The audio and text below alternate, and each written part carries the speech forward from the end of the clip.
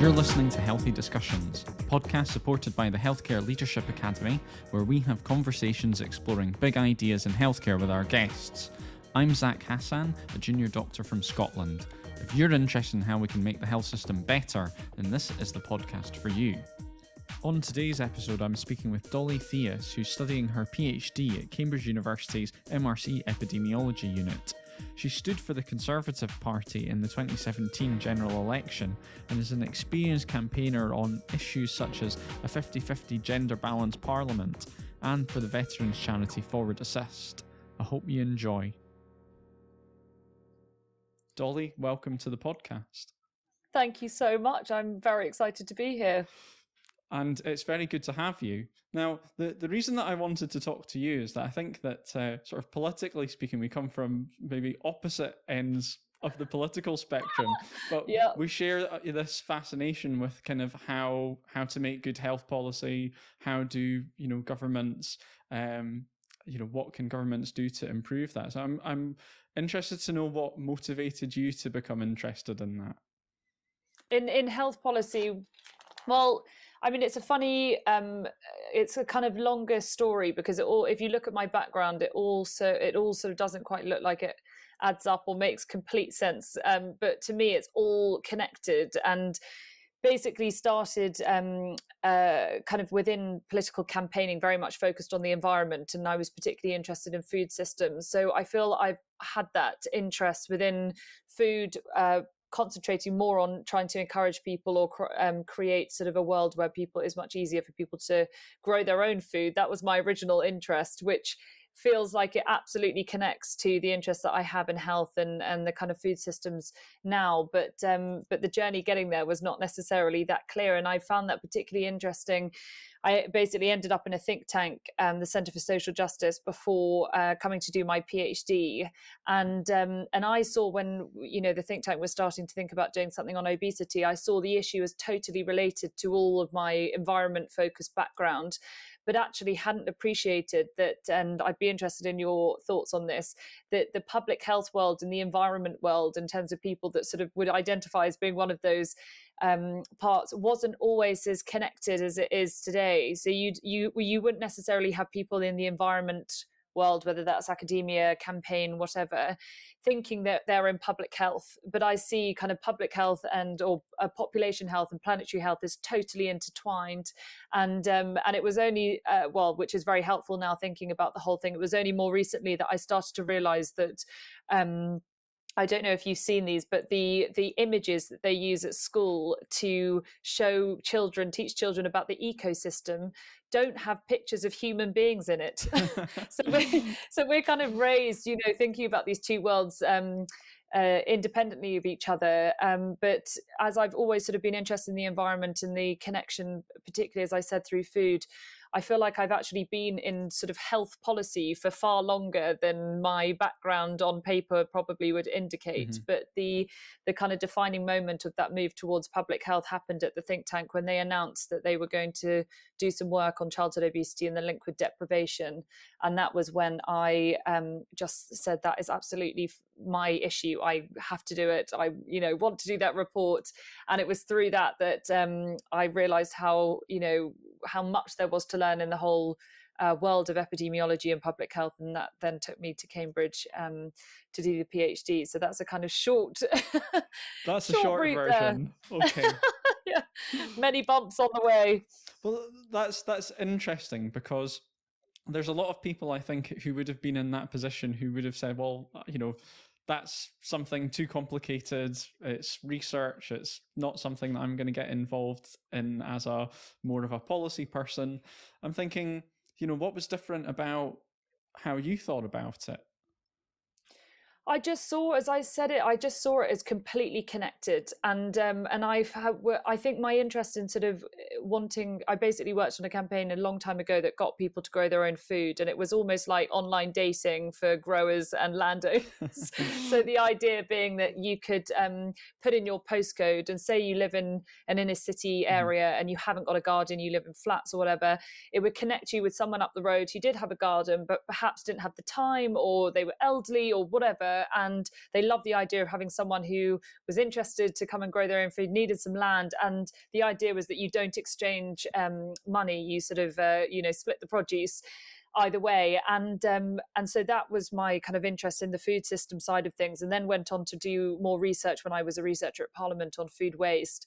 And all of it was a kind of realization that we are just so far removed from what we eat, and we eat every day, have to eat every day. And the idea that we sort of don't know where a lot of our food comes from, we don't understand the impact of it, we can't see that, just fascinates me. And then the kind of health consequences, and it's not just the health consequences as we think of them in relation to kind of physical health issues and diet related diseases, it's all of it. It's how culture is, defining when it comes to food. Why are there certain shifts towards, certain food types that are cool or not, or there are some that have kind of class issues. We talk about yummy mummy areas where it's all like deliciously elephant, whereas there's a completely different idea when it comes to different types of food. How do all of these get created, and how does that differ geographically? And I'm talking kind of on a global level as well.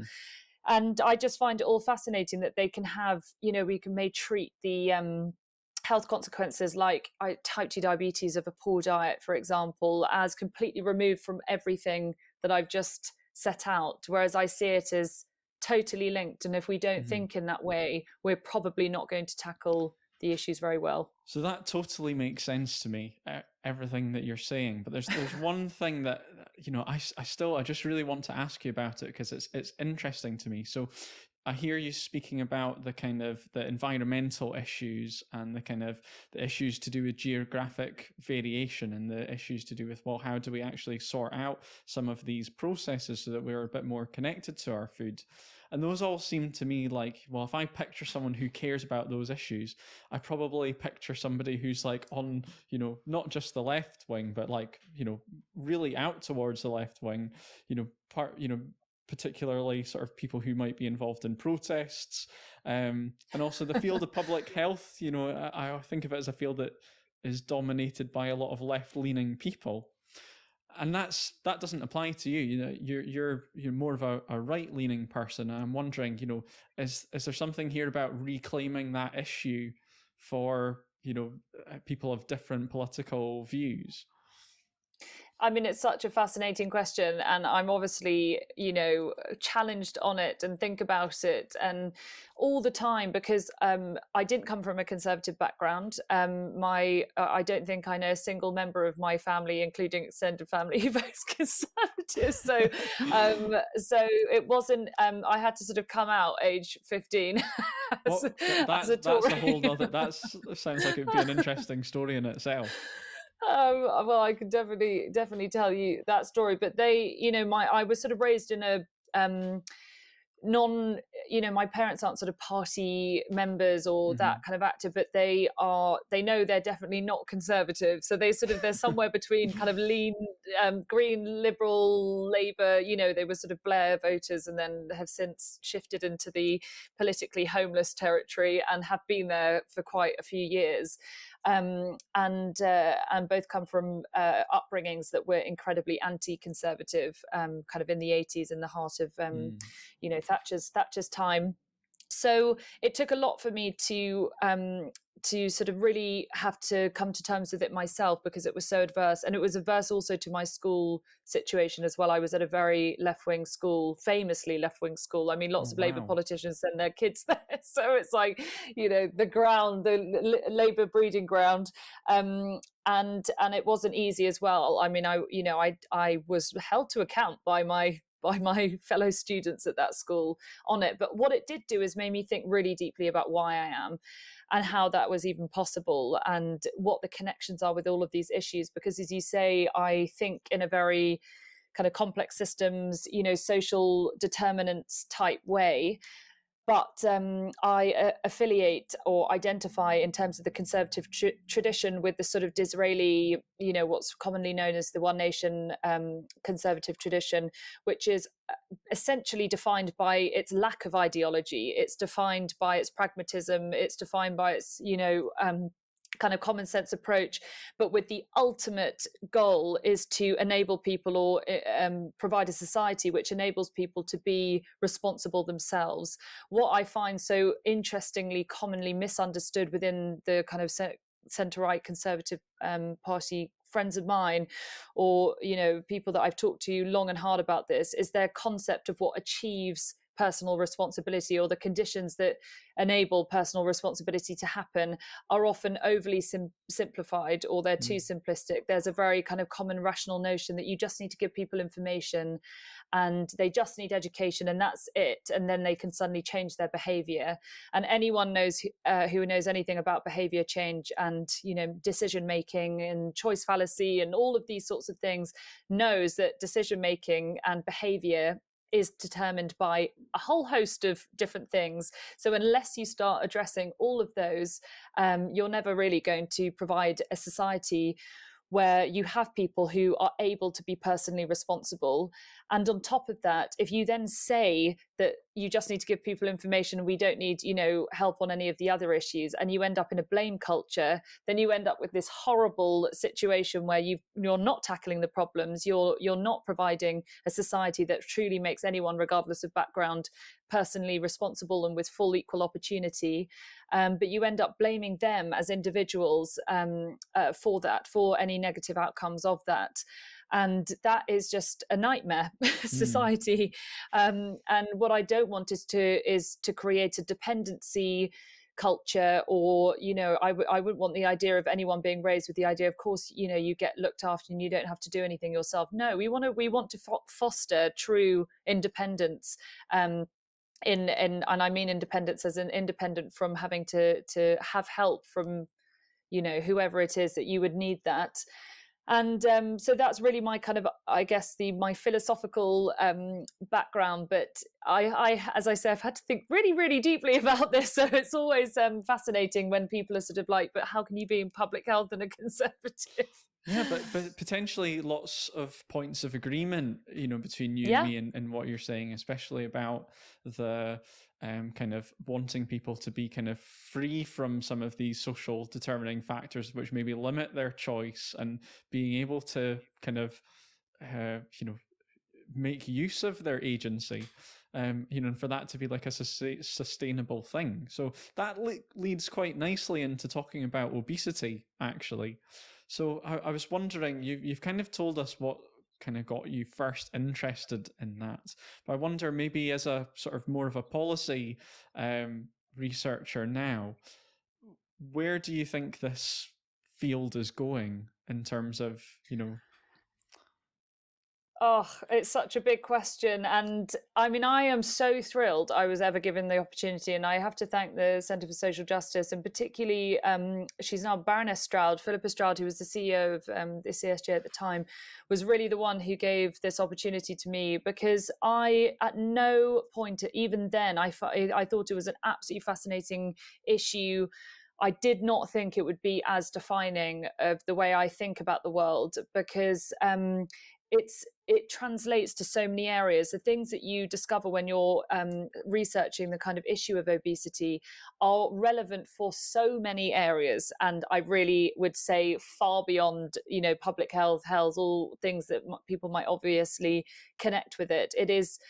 It's because it's such a complex issue, and because it is so loaded with strong opinion. You talk to anyone, you say that you're an obesity policy, it is absolutely loaded with personal experience, personal opinion, judgment. I know of course, this is the only way that you need to solve it, by someone who has never been in that, the field, or has no kind of background in it.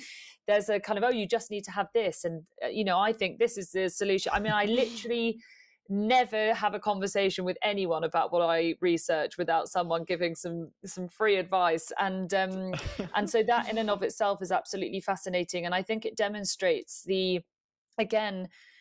I'm so interested in tackling these issues, properly solving these sorts of issues, these big mega challenges, and same with the environment and the kind of climate crisis at the moment, same with a lot of other the kind of racial injustice issues.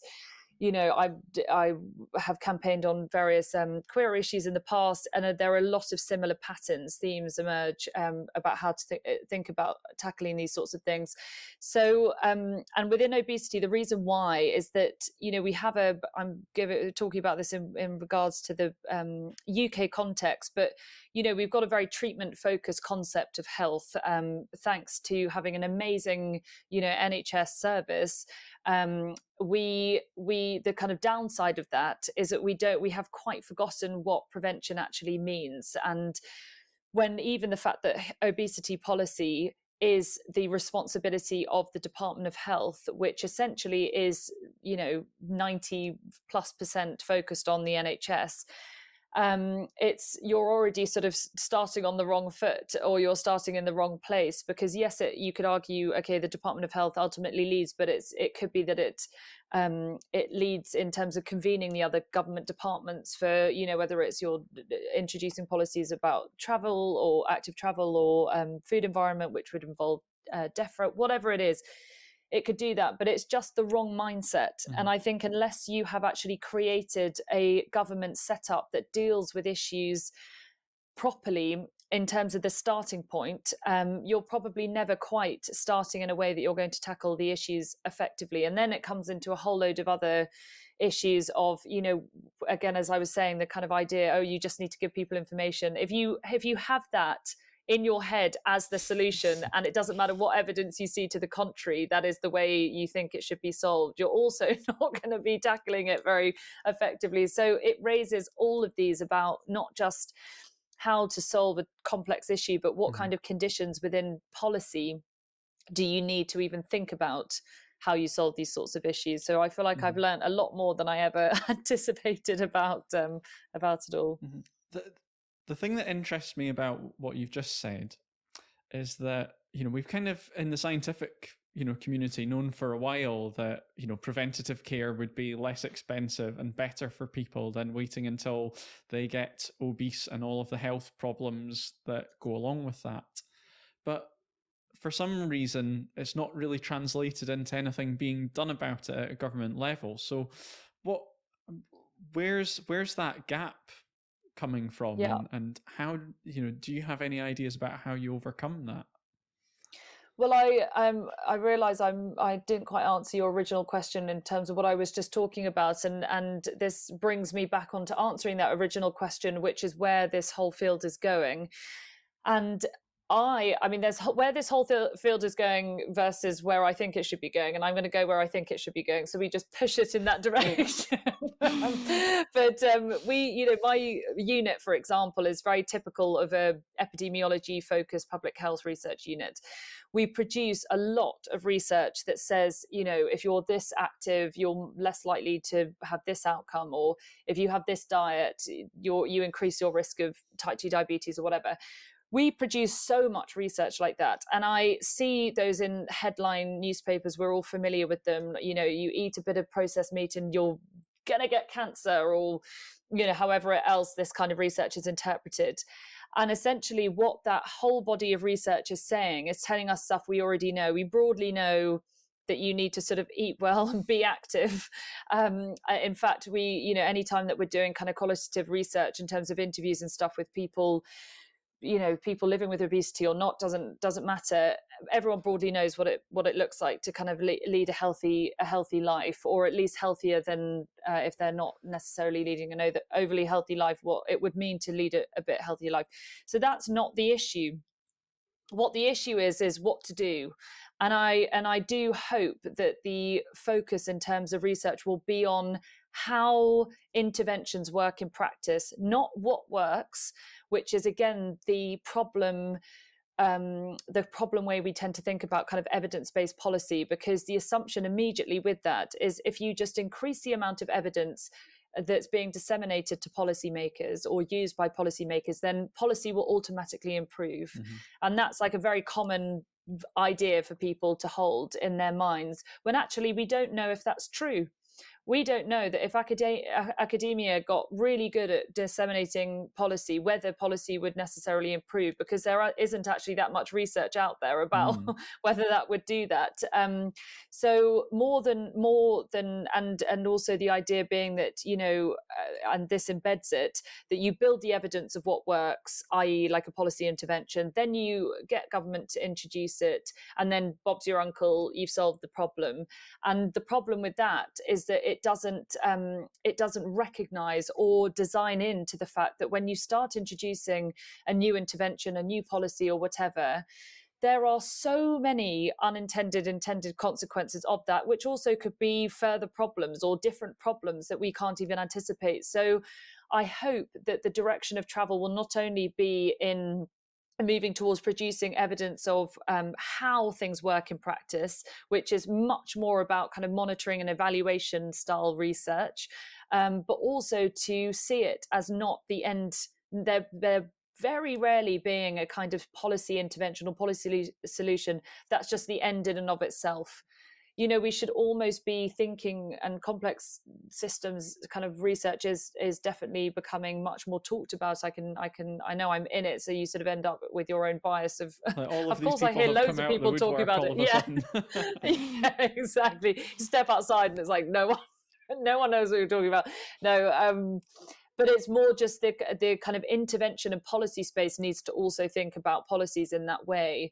But we're very far also away from that, because the political world, what I'm seeing in my current research is that the feedback loops that policymakers receive are still very much towards patting each other on the back when you've got a great idea, not so much when you're starting to implement things, which can often be very slow. It can seem like nothing's moving in the right direction, and all you're doing is spending loads of money and or not improving the issue or whatever.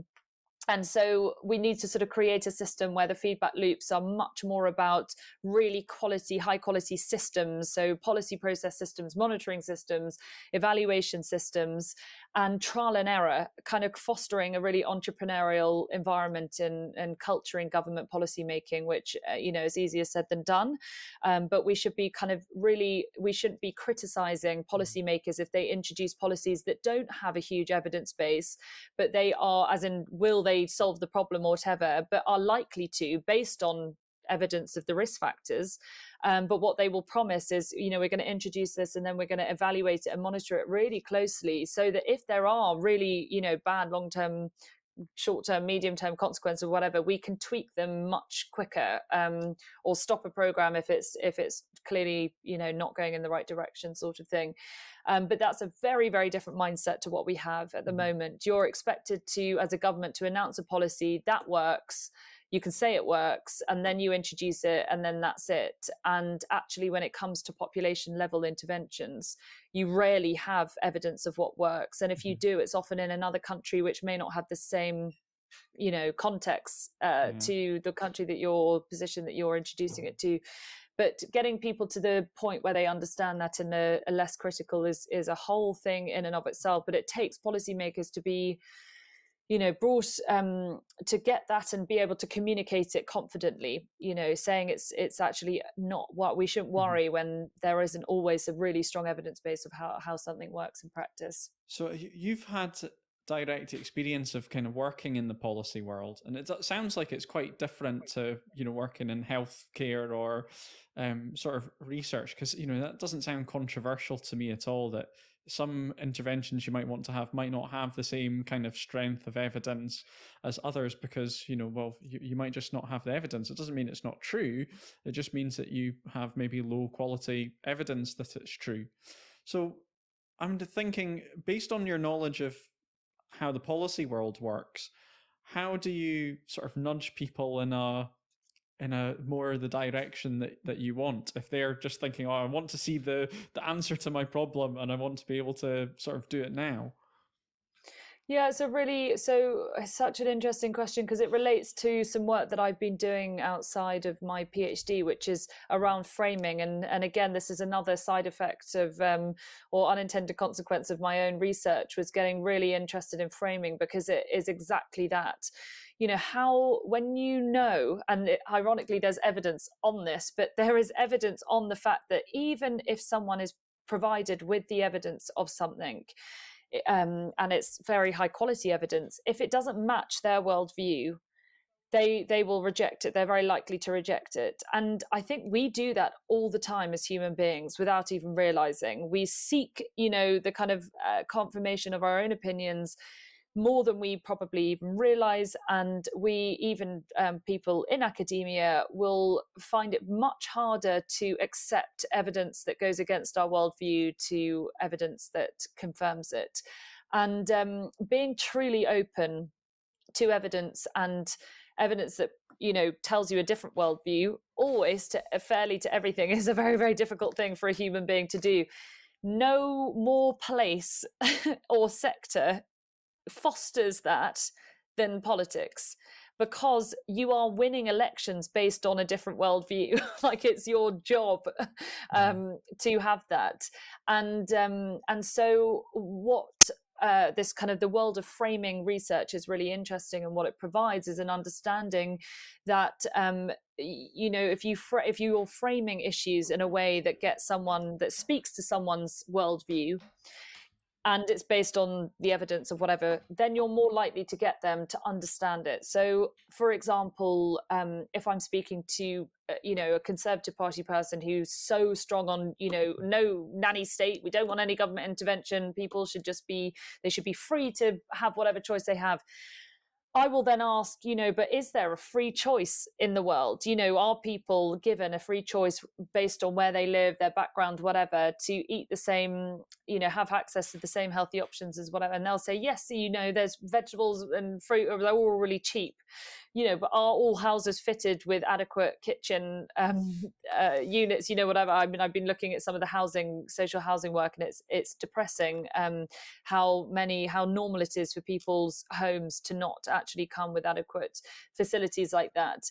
And so when you start painting a picture that based on a worldview that's the idea that people should have free choice, that can be challenged, because it's, again, a very overly simplistic view of what we actually have. And it will speak much more than me saying you're wrong. The evidence says that this is what needs to be done. If someone that doesn't sound like it fits with their worldview, they're more likely to reject it. So you sort of have to understand where people are coming from, how they see the world, and ultimately, everyone that I speak to, certainly about this issue, they don't want a world where it's really hard to be healthy. Mm-hmm. They don't want a world where the cards are stacked against you and you're more likely to end up with. So what do we ultimately agree on? We want a world where it's easy to be healthy, easy and enjoyable, and it's not steeped in how affordable it is, social connotations around it, anything like that. So you just have to work back from there. If we both agree that it's on that, but we've got very different worldviews, then how can we sort of get the person who has a very different worldview to understand it from that perspective? So government has like a number of sticks and carrots available to it, in terms of both on the financial side and kind of the non-financial side. And I think you've kind of said that there's been maybe a little bit too much just kind of thinking we just give people information and that will sort the problem out. And you talk about, well, it's not just a simplistic solution. It's that something that we maybe have to get there slowly and have processes to monitor and see if it's working and evaluate those policies.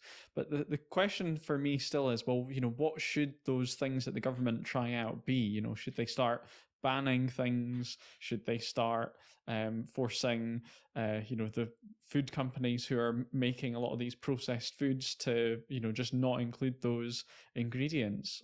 What kind of things would you want to try out?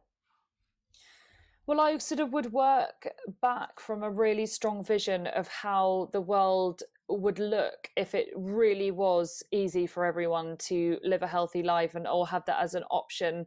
And then, you know, we know this is, anyone in this field of research knows that there's no such thing as even, I mean, we talk about no silver bullet. There isn't even like 10 things that would solve this.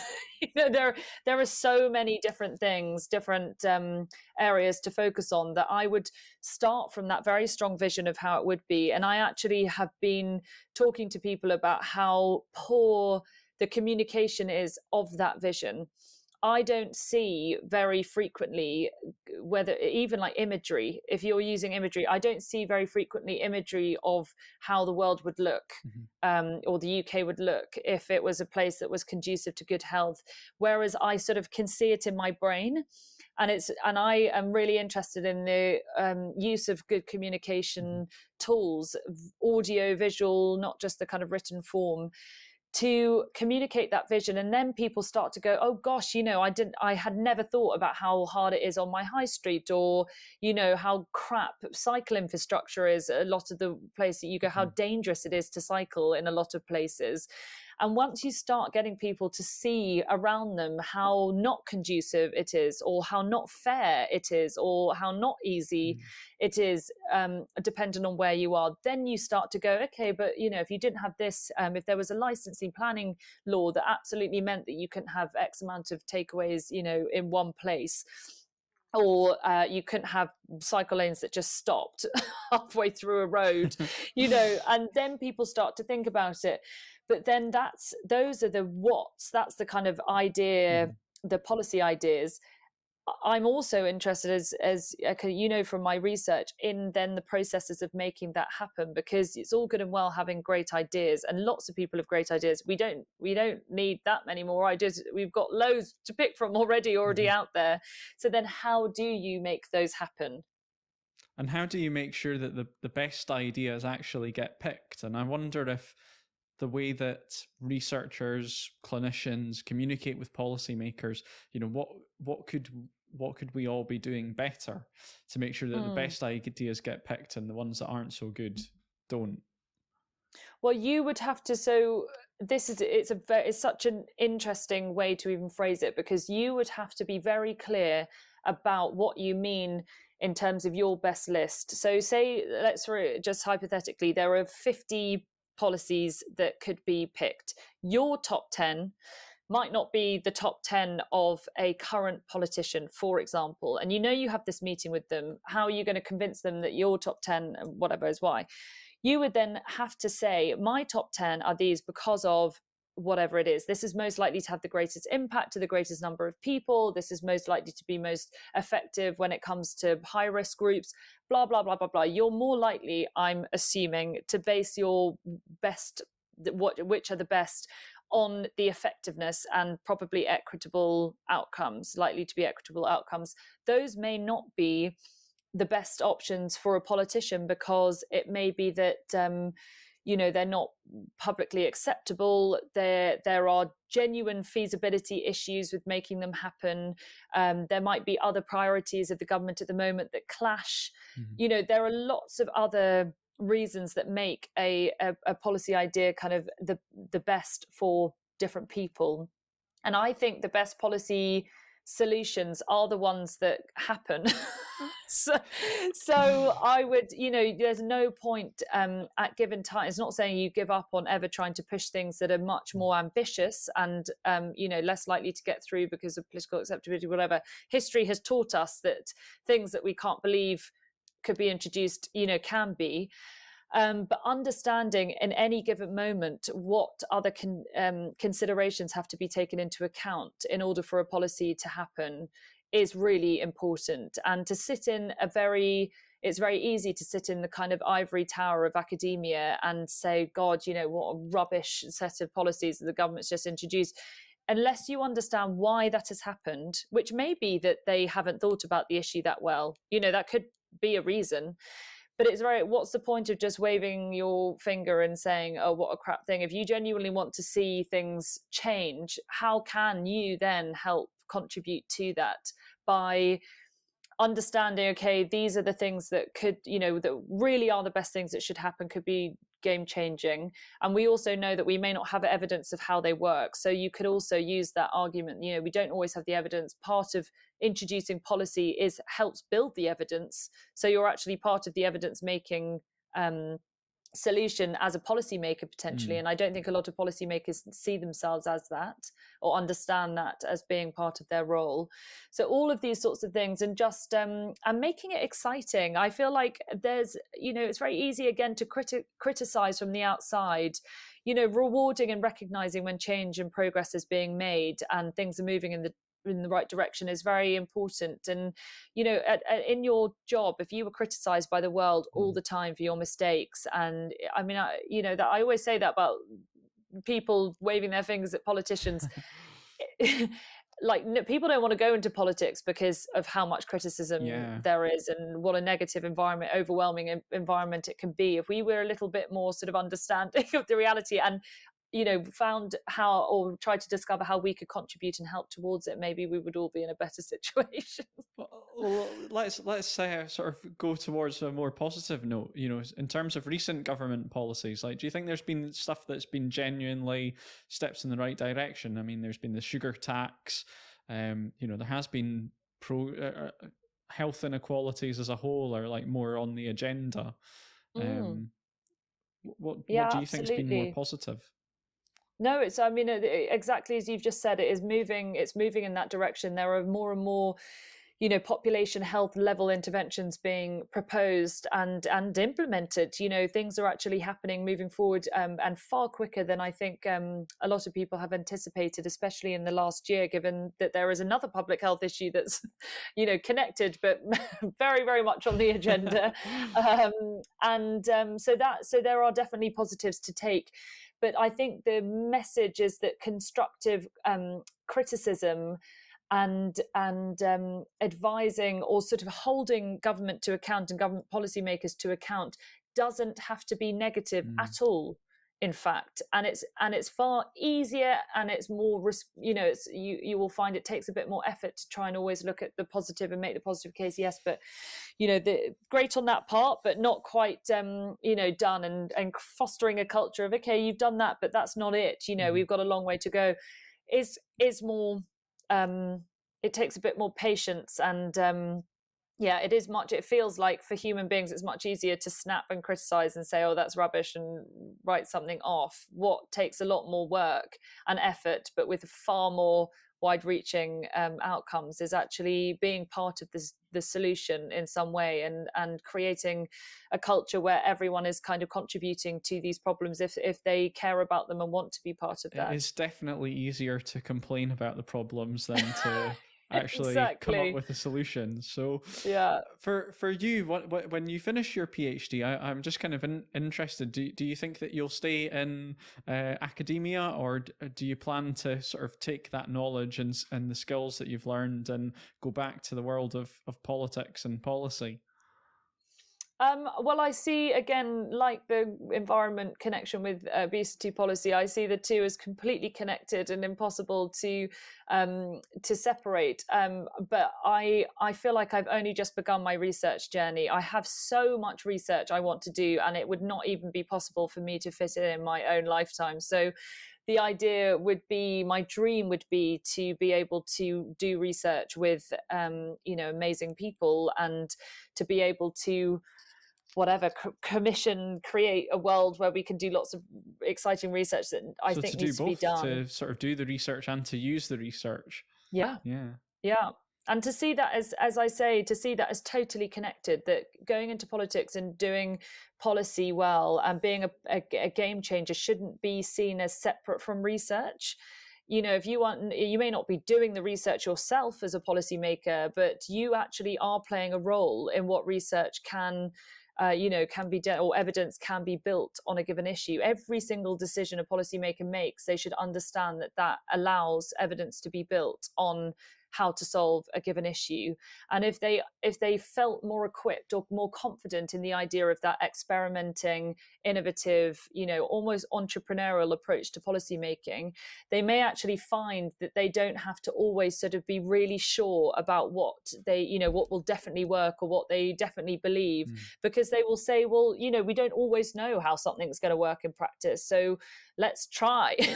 It's better than waiting 30 years and then you've got really, really bad problem that happens later down the line, which is what we are in this situation. But if someone is ultimately motivated by political debate and not in actually solving issues, then you've got to find other ways to convince those sorts of people to care and to be, to be part of considerate long-term policy making, which is quite a different mentality.